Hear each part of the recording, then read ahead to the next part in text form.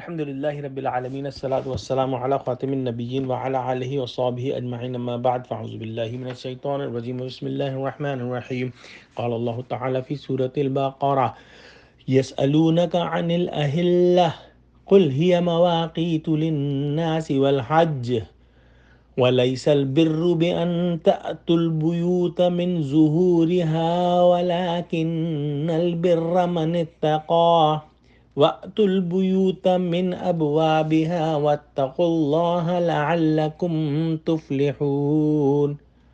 ترجمہ: اے محمد صلی اللہ علیہ وآلہ وسلم، لوگ تم سے نئے چاند کے بارے میں دریافت کرتے ہیں کہ گھٹتا بڑھتا کیوں ہے۔ کہہ دو کہ وہ لوگوں کے کاموں کی میعادیں اور حج کے وقت معلوم ہونے کا ذریعہ ہے، اور نیکی اس بات میں نہیں کہ احرام کی حالت میں گھروں میں ان کے پچھواڑے کی طرف سے آؤ، بلکہ نیکوکار وہ ہے جو پرہیزگار ہو اور گھروں میں ان کے دروازوں سے آیا کرو اور خدا سے ڈرتے رہو تاکہ نجات پاؤ۔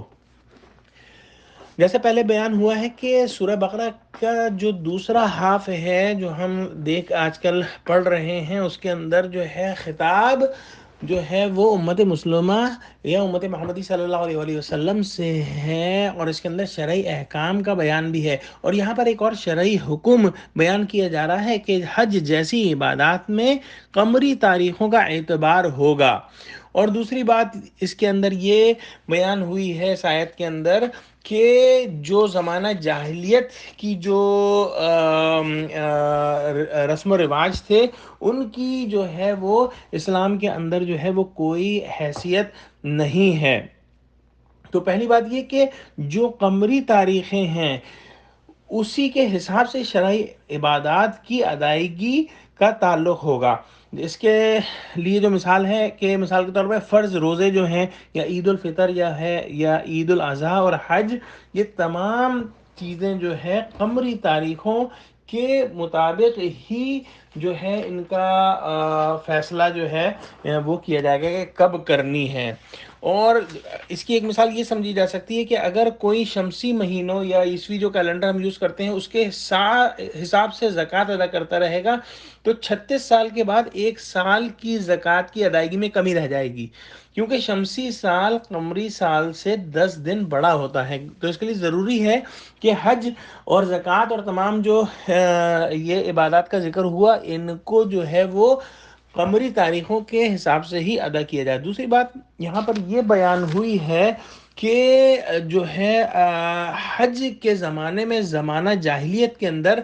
ایک رسم یہ بھی تھی کہ مشرک جو حج کرتے تھے اس زمانے میں، انہوں نے بہت ساری چیزیں نئی جو ہے وہ ایجاد کر لی تھی، بدعت بنا لی تھی، اور اس میں سے ایک ضابطہ یہ تھا کہ حج یا عمرہ کا احرام باندھنے کے بعد اگر کوئی شخص کسی کام سے گھر میں داخل ہو جانا چاہتا تھا تو دروازے سے داخل ہونے کو حرام سمجھتا تھا۔ اب دو ہی صورتیں اس کے لیے ممکن تھیں، یا تو وہ گھر کی پچھلی دیوار میں جو ہے وہ نقاب لگا کر اندر جا سکتا تھا، یا پشت کی طرف سے سیڑھی لگا کر گھر میں داخل ہو سکتا تھا۔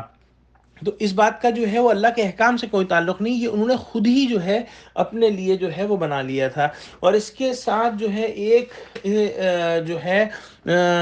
قانون شریعت جو ہے وہ بھی بیان ہوتا ہے، اور وہ یہ ہے کہ جس عمل کو اللہ تعالیٰ نے ثواب کا کام نہیں بتایا اور جس کی ترغیب نہیں دی، جو حضور صلی اللہ علیہ وسلم نے ہمیں نہیں سکھایا،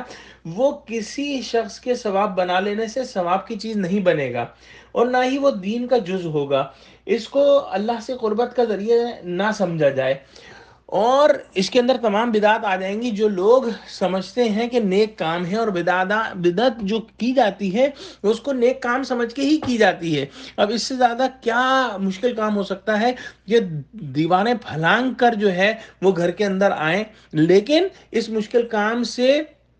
کوئی ثواب نہیں ہے۔ ثواب جو ہے وہ تقوی سے ہے، جو کہ گناہوں کو چھوڑنا ہے، اور اللہ کے نزدیک جو حقیقی اور بڑی نیکی یہی ہے کہ سطحی کام نہ کیے جائیں، بلکہ حقیقی نیکی یعنی کہ اللہ کی سعادت مندی کے لیے جو ہے وہ تیار ہوا جائے۔